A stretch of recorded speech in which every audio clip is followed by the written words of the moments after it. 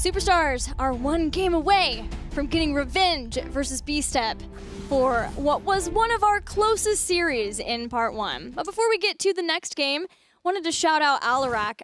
In case you guys don't know, we have a lot of really cool and awesome written articles on our website, playheroes.com/esports, and there's actually a new guide up there this week, Psalm's Guide to Alarak. So if you liked what McIntyre did there and want to check out Alarak for yourself, there's a guide on there. Get all the guides, get all the goods, learn and understand the intricacies and, you know, the really cool things that exist within Heroes of the Storm, and you can learn it from the pros. Check it out.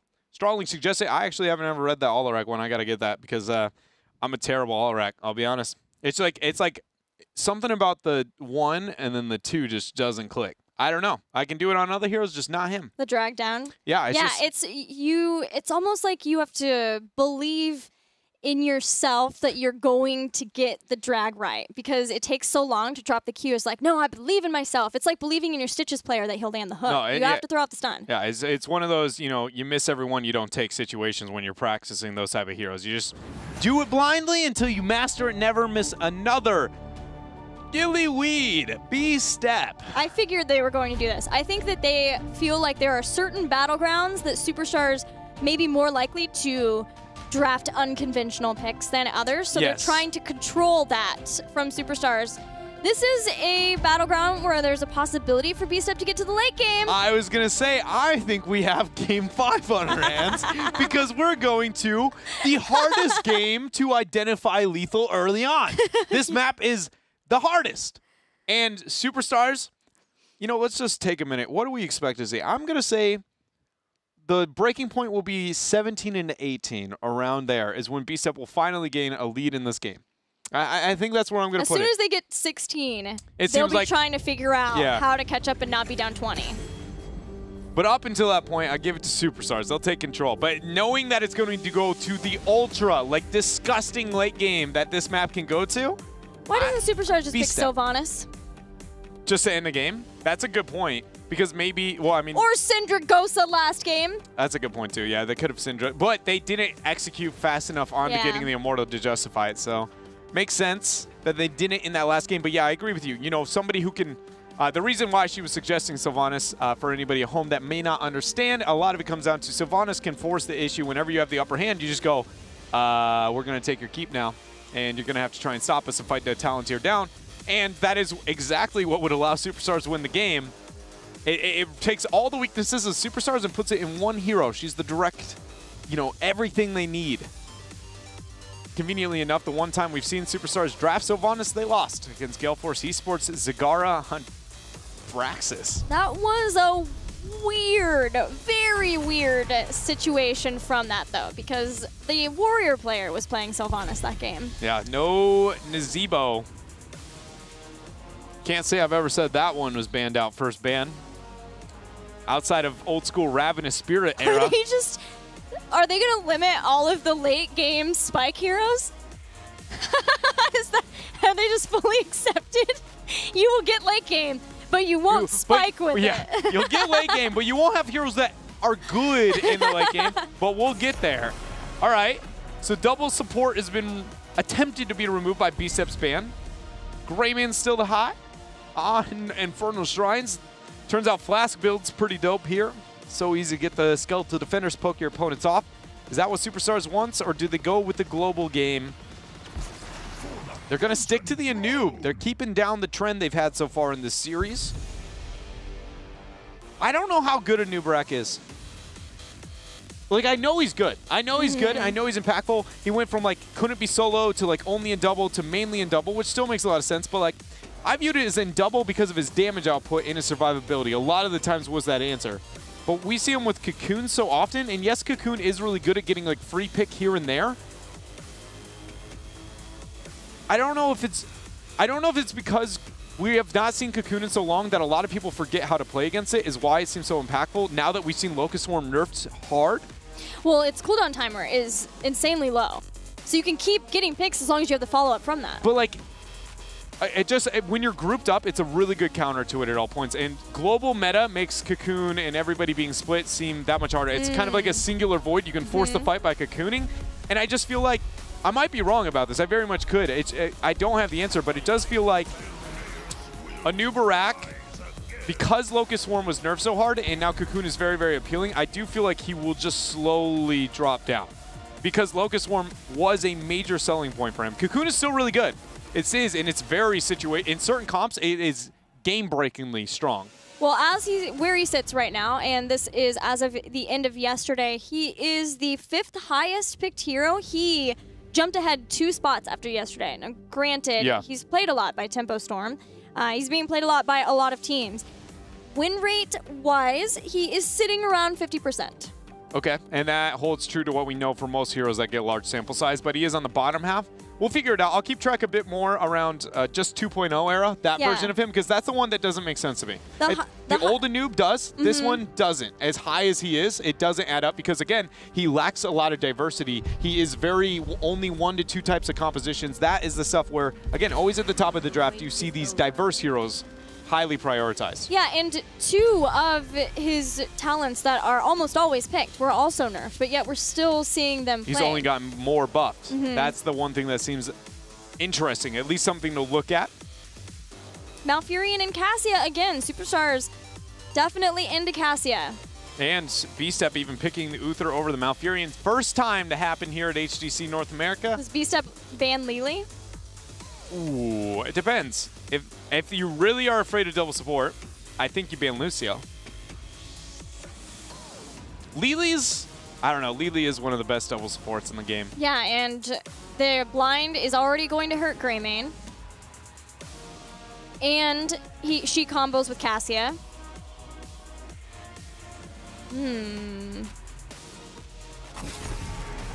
Zeratul. Okay. Superstars, what do they want to rid of? Chromie again.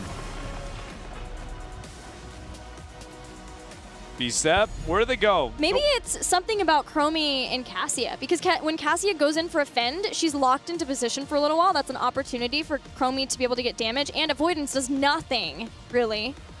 It could be. Except Bronze Talons, as long as she's moving. Well, I don't think that, does that turn that into a spell damage? I believe so.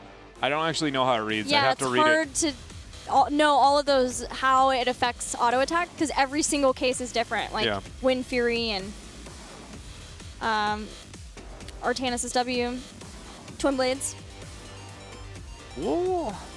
I'll be honest, I don't think that's it, but that's a better argument than I would have come up with, other than they've just been spamming a lot of Chromie before, at least B-Step was, but enough to be a ban, really? She does a lot on this. We've seen it from Team 8 a lot with Slowing Sands, Mobius Loop. Yep. Tyrael, Arthas, GG, no re. That's what I say here for B-Step. They would have to re, but because they're game 5. Diablo! Ooh, some dibbles. As well as a Gul'dan. Man, that comp is terrifying. And nice. I was like, at least we got the skin. I was like, we gotta play with the other skin because infinite more terrifying. The way the thing walks is like the Ring, dude. It has eyeballs on its shoulders. You know what I mean, though? Like when she jumps out of the television all backwards with crazy hair, that's what that Diablo walks around as. Don't remind me of that. Looking to get a pick off on anything. Dude's a creeper. That movie is the one time that I've screamed in a movie theater. The Ring? That part, exactly. Huh. Last 2 picks for Superstars. A lot of standout. They need backline. They need some frontline, too. Not going to see Solo and Noob, or at least I don't think so, especially with the Zeratul banned out. Johanna again for Stray. Lackluster in a double warrior, but it does provide the blind for Cassia, and that's a counter-argument we get to experience with you guys at home. Sonya Medivh. Medivh into the Gul'dan. That's kind of a bit of a classic matchup here. What's the last pick, though, for B-Step? This is weird because B-Step's made so many changes in their draft right now, and their draft is so powerful. They have a lot of ways they can go, but I have no idea because they never hinted at a draft this way. I mean, they picked Diablo. What's a frontliner that would be strong with him? You like Tyrael? Yeah, Tyrael really Diablo. Good. Maybe we get Easy Bake Oven with Entomb. Yeah, that's true. Leoric. K1 Pro's been playing a lot of Leoric. And with Gul'dan, it works a lot more. It helps into long sustaining fights. It sucks into Sonya, though. Not necessarily the best 1 versus 1 you want to have. Yeah, maybe Tyrael Diablo then. I think Tyrell's decent, but it's not as good. I would have taken Tyrell with another warrior, but now that Diablo's picked, I'd still like a beefy guy, but I don't know if Tyrell's the go-to, right? Well, looking at K1 Pro and the warriors that he's played, the main ones have been Anub, Tyrell, Dahaka, and Leo. He could maybe play Thrall here? That'd be creepy. Okay. Reckoning is at hand. Thank goodness it's Demonic Tyrell. Yeah. Tyrell, embarrassingly enough for me, is one of 3 heroes I own every skin for. Just every single one. Across the board. I think I might too. Got the old They're loadout. good. Yeah, he has some of the coolest skins really in the good. entire game. And I don't know if you knew this, but he's really strong. He's really cool. He's fun. I never heard you say That's that the one thing about Tyrell that actually He's really fun. he's too fun. See, that's the one thing that bothers me. He could be as good as he is now, and he could be awesome, but if he was no fun, nobody would ever play him. But when he's as fun as he is too, then you're just like, how do I beat this guy? How do I take him out? How do Superstars beat this comp? I honestly think B-Step won the draft pretty heavily. So much so that they might not even lose the early game. That's not true. They'll lose 1 through they'll lose 1 through 9. They will How lose. dare you? They will lose 1 through 9. They might not though. I don't know. Tyrell Greymane, Diablo, and Uther has 1 through 9 kill potential on a shrine just everywhere. Yeah, that is a terrifying comp, and not just because of the Diablo skin. Yeah, Sonya should die on the first shrine phase if she moves up and decides that she wants to be strong, independent woman who spins on those skeletal defenders like we know. She can easily get just 1 stun from Uther is all it should take, and she should be dead. They don't have as much burst as they might like out of B-Step in their draft. They have a lot of cross synergies. Their team fight is amazing. And Superstars doesn't have any early game spike. The only part of Superstars draft at all that makes me feel like I'm not totally sold is I think Superstars is the better team, but more importantly, the fact that they have Medivh. They have a weird counteraction to the Sanctification, to the Death Ball momentum that B-Step has. Yeah, a lot will be riding on the support squad of Medivh and Malfurion to make things happen for Superstars. We'll see if they could use that to close it out in this series in Game 4.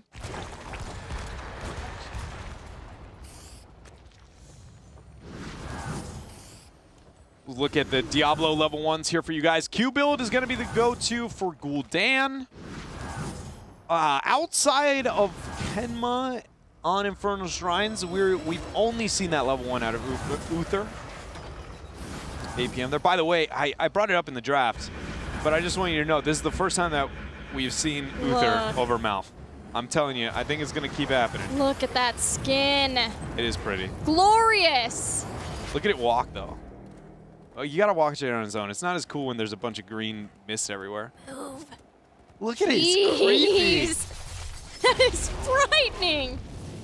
I've actually not gotten to see in-game of the skin outside of just me trying in try mode yet. I'm stoked. I don't play too much Diablo, I'll be honest. That is awesome. 4-man of B-Step setting up here in the mid. They actually have all 5. Could send Tyrell to the top lane. Yep, it'll be K1 Pro who heads to the top to contend with Sonya. Moonburn to help out with the damage and waves, the damage on the monsters in the shrine fight. But no scouting drone to watch for these sort of potential flanks as well as ganks from B-Step. Not wanting to get ganked out here. The laning phase for B-Step, they have so much shrine control. I almost said Klein control. I don't really know. It's been a long day full of amazing Heroes games. It has been. Couldn't let that one go. Either way, this is a solid control coming out from B-Step. Their draft accents this. Everything they're doing is really textbook to their draft. It's going to be more about that level 4 mark, that shrine that comes up. And can they get the kill on Sonya? More importantly, can Hosty save the Sonya without costing too many resources from other members of Superstars draft? I really like the choice. I mean, I knew we were going to have Moonburn probably anyway from Malfurion, but because they have Hosty to give vision, making sure that Malfurion can help out with damage on the defender, since it is a lot of Sonya's responsibility to clear those out. We'll see how Cassia does in the Shrine department too. I think this is the first time we've seen Cassia on Infernal Shrines, right? I believe so, yeah. It is going to be. So we'll see how much damage output she has with her Q. And one-shotting them. Man, this is interesting. Cassia is one of the weirdest characters to judge for me. I told you, my experience on her has been either I feel like I am absolutely the most broken character in the game, or other times I'm just like, I don't feel like I'm useful at all here. Like, and she's been about the same experience watching her professionally so far. A lot of the time, she's either getting dominated or doing the dominating. Superstars are giving up the first shrine, not wanting to contend with the damage that B-Step can put out, and instead hang out with some Kha'Zix in the bottom lane and take out tower. So looking like they're more focused on trying to get a lead off of just sieging. Yeah, B-Step made some members rotate down. They're ridden of everything, and that three-quarter advantage is pretty huge for Superstars, but once they pick up that Punisher itself, they should be fine. Stun against the wall is going to be Faye. Good root drop to zone off. Force of Will's good too. Burrow goes in and turn around. Gul'dans look to join the fight, but the portal is dropped. Everyone is backing out there. 38 when it comes to those skeletal defenders. B-Step is not going to try and force it. And this is exactly, I've waited for this moment for so long. Oh wait, I say that and they're going to walk up there and they're going to throw out one Q and they're going to be done with it, aren't they? Just wait on the skeletal defenders. It makes no sense for B-Step to force this. Yeah, they're getting their camp.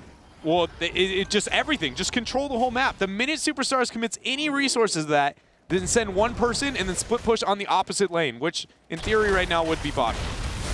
This makes me so excited. B-Step trying to invade, but not everyone is here. McIntyre's in trouble, but does have disengage. Still will get taken out as King Caffeine and K1 Pro joins the fight. Here's a Punisher along with a camp.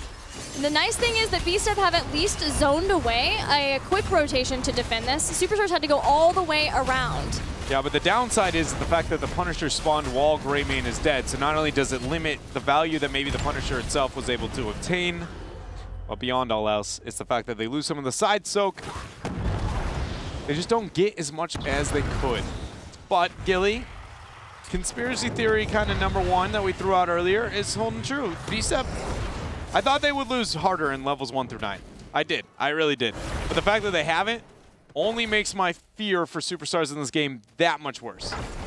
I hear you. It's like, I've never looked at drafts and compositions and based it off of what point the power spike comes in for teams before, but I really, at this point we've seen so predictable out of B-Step that I don't know if it's wrong to view the comps that way. Checking out the Goku Sonya build because it is different than a lot of the Sonyas we've seen before. With the Whirlwind change that happened a few patches back, it's been far more focused on Whirlwind. So they're not going to be the cooldown reduction Hurricane that you get at level 4, but Shattered Ground does more damage, more splash damage to the target behind. So this will help Goku be even better at clearing out the shrines. It just won't have the cooldown reduction to go along with what may still be Life Funnel for increased healing at level 13. This is a good rotation out of B-Step onto this front wall.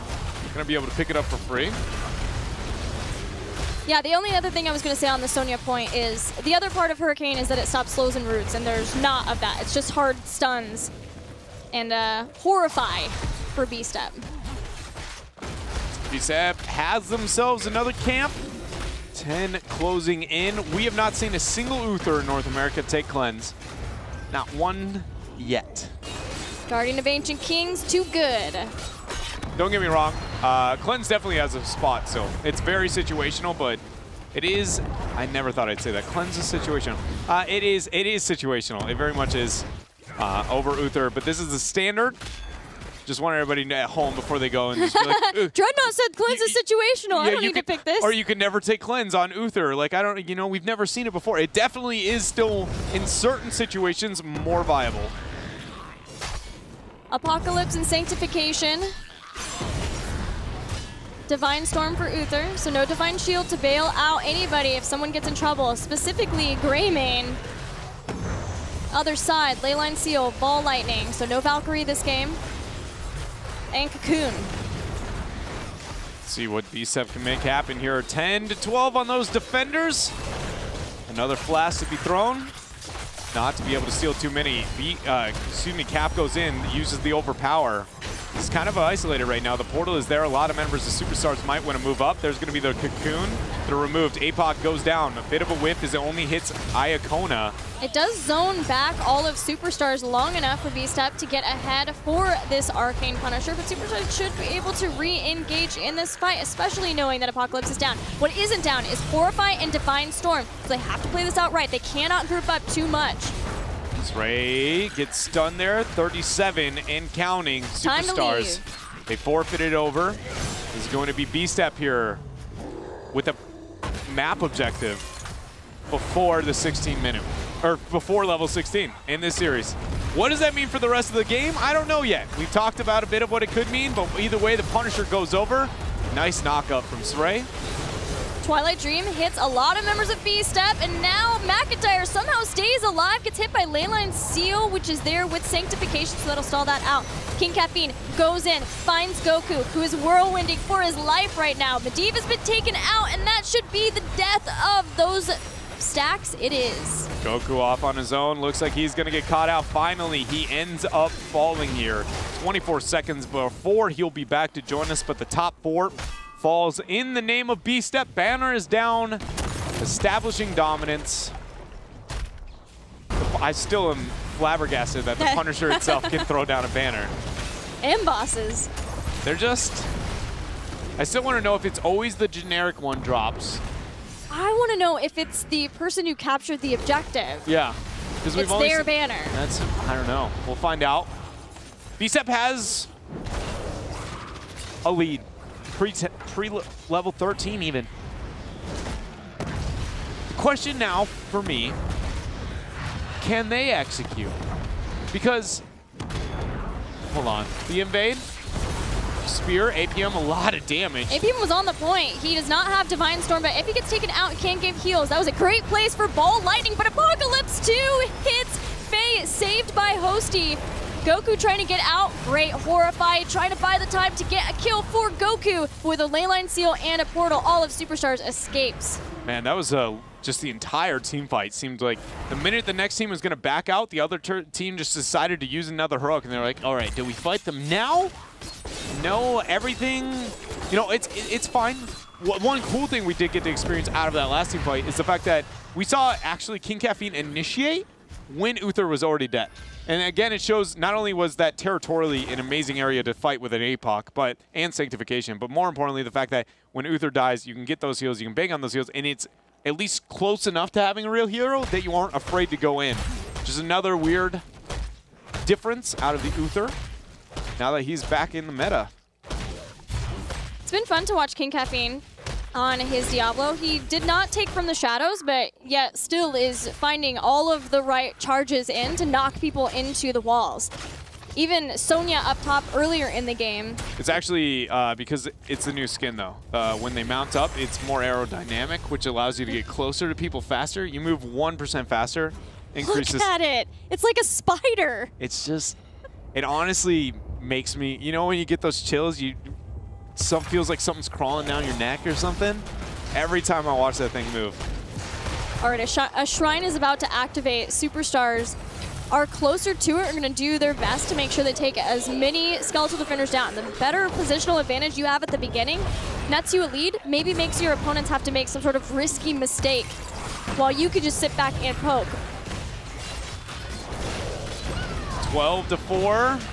B-Step moves in. There's going to be the first step. Iacona's there with the heals. Sray dropped the cocoon, but nobody's gaining anything off of it as Goku spinning to win. iDream's back out. The Gul'dan is here to join the fight. That's a 4-man blind, but Cassie is not doing the DPS maybe. At least not yet. Goku deals a lot of damage. There's the APOC. And Leyline Seal too, so those will be about nullified, but there's still Sanctification and Horrify, even Divine Storm too, so B-Step will control the point for now. 31 though, in only the hands of Superstars. Needed. Yeah, the stuns, they're trying to stop Goku from whirlwinding with all of their stuns, 33-34. B-Step starting to take control. Oh, Divine Storm! Divine Storm interrupted Twilight Dream, so 7 seconds for that to be back. Sanctification is a thing. Ball Lightning! APM's getting pretty low in health, but if he does, he can get the heals back. A Frozen Punisher is going to be picked up by Superstars. Sanctification was also interrupted, so that was why K1 Pro not able to save people out. He is going to give them a chase though, but Medivh, I guess, Normally that's, you know, Benny Hill moment, but Medivh is very quick to put an end to that, throw it on mute. But what I wanted to talk about was BStep has never been in the Superstars position with the lead to actually be the team who needs to end the game. So I was wondering, when BStep gets a lead, does it go back to we get to 20 minutes and it becomes a quarter flip, or is it like that's BStep's game, not even close? Today I learned it in fact goes back to being a quarter flip. Superstars still holding their own in that mid-game team fight. A lot of that came down to Goku being able to sit on the point, especially with Hosty's Force of Wills. Between making sure that he was whirlwinding after the stuns, forcing a lot of the stuns on that too so that everyone else could stay safe. Superstars have gotten ahead slightly. No keeps down though. BStep looking towards 16. It's not out of vision. It's very close. So there's always the possibility that BStep turns this right back around in their favor. BStep, closer in experience though at the 16 mark than Norm. They're going to be able to pick it up. 16 talents. Can't think of the only major one to be fearful of here for BStep is the fact that they're going to have that Holy Ground. And Benediction also provides a lot more kill potential and another interrupt into Sonya's spin factor. Rampant Hellfire is where Gul'dan can start chunking health bars too. Sonya's not here, so Superstars really can't take this. BStep know this, they move up. It's gonna be, you know, that middle, waiting for the Immortal, or the Punisher itself. It's very common here on Infernal Shrines to have that stall out because the objective is so weak. The map doesn't open up too quickly, which doesn't allow you to make too clever of rotations. King Caffeine picked Domination at 16, so now he has his Shadow Charge reset when he overpowers. So another way of trying to deal with Sonya. So far that hasn't been working out great for BStep on the point. Again, because Hosty's help there has been so good with Force of Wills to allow Sonya to eat damage when she's not whirlwinding to keep herself alive. But she has that life funnel, which is increased healing, and now she has Nerves of Steel too, which is her equivalent of Stone Skin. So as Sonya continues to level up, she's getting tankier and tankier. BStep may have to find another option to take out from Superstars. That's actually a really interesting way to bring that up. I guess I've never thought of it that way. Sonya is like one of the few heroes, like, you can always bank on power spikes, right? If I'm Zeratul, I've got I feel better at 4, I feel really good at 7. At 10, I'm online, I'm ready to go, I'm ready to battle. But Sonya is like, she doesn't wait around till 7. She gets a little bit beefier with this type of build. 10, really beefy. 13, pretty good. 16, I might be a second warrior. 20, it's like I am actually a secondary warrior, but with way more damage than an average warrior. It just took her 20 levels. And you can see, he went in with Shadow Charge, overpowered, and then Shadow Charged back. But that was a difficult example. Not everyone was in position yet to do damage, but she's going to be continuing to heal. So BStep may be trying to focus on someone else around this Shrine fight. They're down a level. If they could maybe catch her away from everyone else, you know, horrify everyone else away so that Hosty can't Force of Will. McIntyre also should be a bit more patient with those flasks at times. He just is yet to be able to steal anything there from Goku spinning the win. Wait till she sets it really low, throw the flask out, steal a couple from her. Goku's put onto the back line, but he's still got to spin up. No interrupt. Leyline Seal dropped. That's going to buy time for a couple more skeletal defenders. 4 have been obtained. There's the Cocoon. APOC. Horrify and APOC, but once again, a Force of Will to keep the target safe. Now it's Goku that they're trying to get. This might be the best moment yet to find Storm even trying, but Twilight Dream from the Superstars. Iacona carrying this fight. And it is going to be the beginning of the end of the fight here for BStep. The portal, I don't know if I would say that sealed the deal, but it sure didn't hurt, as that is now going to be 4 members dead. Souls will bring, Diablo back to life here. That was great play from Superstars. The Medivh play was on point. Iacona's Twilight Dream was awesome. Goku stayed alive. BStep tried everything to take out Goku. So this is like a perfect moment to look at Superstars when it comes to forcing an issue. This is them being tired of not locking in a game before it gets way, way out of control. The next step is going to be not instantly capping this Punisher. So they have all the time in the world, at least about a 10-second gap. Taking out mid-fort right now, they still have 10 seconds where they could have a man up and 20 advantage would be achieved. Then they can push it with a Punisher. and then force at the keep. But now, it's going to jump through the Punisher onto the fort itself. It's going to lose a couple of seconds, and they aren't going to be able to initiate as offensively with that upper hand over BSTEP. Again, it's one of those things where it's just not taking everything Superstars can get. Well, a lot of them had to go back, though, so they didn't use the time to get the gate. They back, they get 20 advantage, then they take the fort. Then they just even minimum the gate. Yeah. But you take something onto this to make sure you get a kill off of this Punisher. Well, they do have Hosty, though. They have a Medivh, so they may still get a kill anyway. Stray goes through the portal, dives in. King Caffeine throws him off of his team. Twilight Dream once again.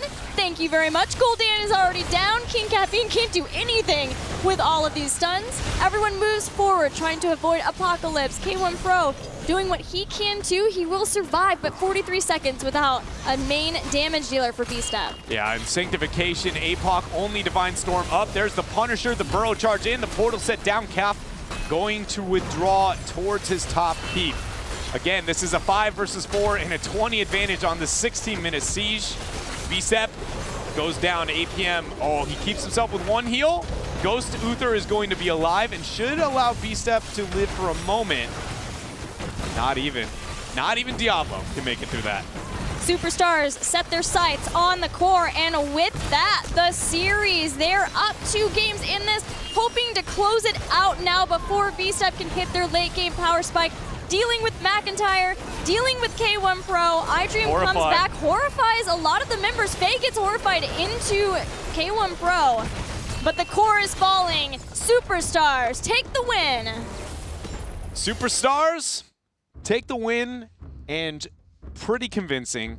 Again, I use the word pretty in the sense that, you know, they were winning every single game really well. It's just whether or not they had the final edge to, you know, open up the lethal and execute there. That last game they did in a moment where I just criticized that I felt like they wouldn't be able to do that. Luckily they were, and it's exciting to see that. More importantly, I like the fact that we got to see BSTEP actually win an early game and what happens when that happens. It turns out it's the exact same thing if they don't win the early game. Just a little bit more control for a couple of seconds. Yeah, a lot of that came down to the heroes that they had to be able to deal with the shrines. But from that, man, the Medivh play from Hosty, it may have been what made the difference for them to feel like Superstars could make those decisive calls, because they always had portals to back out. There wasn't any possibility of getting hit with a Horrified all of a sudden wiping from the team. They always had portals to get out. They had a leyline seal too. The Force of Wills were a force to reckon with, especially once Goku started to get some survivability of his own. Great play, great team play from Superstars. And the coolest thing for me with Superstars itself is they showed this kind of killer instinct on when they initiated, especially in games 1 and 3, when they start out the team fight and they very quickly go, all right, now's our time. We're going to all in, bank on it. And that seems like that kind of dancing around, questioning what's the right choice is very common for them with the thought process. But today, there were moments of just zero hesitation, and that is something if they can get more and more and more of, might rise through the standings here in North America. And especially as they look toward playoffs for the mid-season brawl. 1 spot has already been claimed from North America looking at the mid-season brawl, but there is still 1 spot left, and they'll need that kind of killer instinct versus teams like Team 8 and Gale Force Esports. Yeah, they very much are. Outside of their own little territory, you know, because we know there is a pretty big gap when looking at the top. We have Tempo Storm who made it, but Gale Force and Team 8, they're close. We've got our mid-range, and then we've got our Crucible team. So to make that level up, it is going to be very important that they get that killer instinct, not only getting it, but maintain it and know how to bring it out when it's needed. Well, let's hear from Faye herself as we are joined here for the winner's interview. Faye, congratulations. How great does it feel to get revenge over BSTEP? It feels pretty good. I mean, the last time we played them, I was really sick and I couldn't play, so we played with a sub. And I feel like if I had played back then, we would have won. So it feels good to win this time, too. Well, it was awesome. It was a pretty clean 3-1 victory for you guys. I want to hear your thoughts on Cassia, because we've got to see a lot of your awesome Cassia play. Where do you feel like she fits in the meta right now? I think right now she's probably the best DPS. Like, easily the best DPS. Really? What is it about her that... She does a lot of damage. She's really hard to kill. Both of her ults are really viable. The blind is really useful. Like, In Charge Strikes is probably going to need a nerf. Yeah, we've been seeing a lot of that talent picked up. Dred, do you have any questions?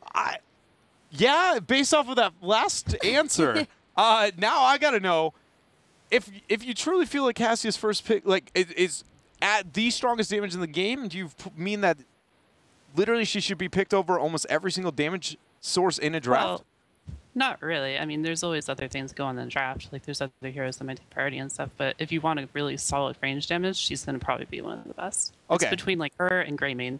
Yeah. Are, like, your two best. All right, basically. so you would essentially say she's equal to, like, a Greymane in terms of value, or at least power as a ranged assassin. Nice. For sure. Well, it's been great to see you guys continue to level up again throughout Part 2 like you did in Part 1. What are your thoughts on playoffs? How strong of a playoffs contender do you feel your team is now with all the changes and improvements you've made? I mean, we have, like, what, 2 more weeks before playoffs? So I think if we can secure the 4th spot, which I think we might if we win next weekend too, I'm not sure. But if we do that, I don't know. I think we could definitely get maybe top 3. I want to say that we could definitely get the top 2 spot and go to the midseason, but realistically, maybe not. Well, you guys have a lot of fans cheering you on, so congratulations. Any shout-outs before we let you go? Just shout out to my team. We won today, which is great. We're going to win next weekend because we're playing Avenic, and that'll probably be easy. So, yep. Nice. All right, thanks for joining us, Faye.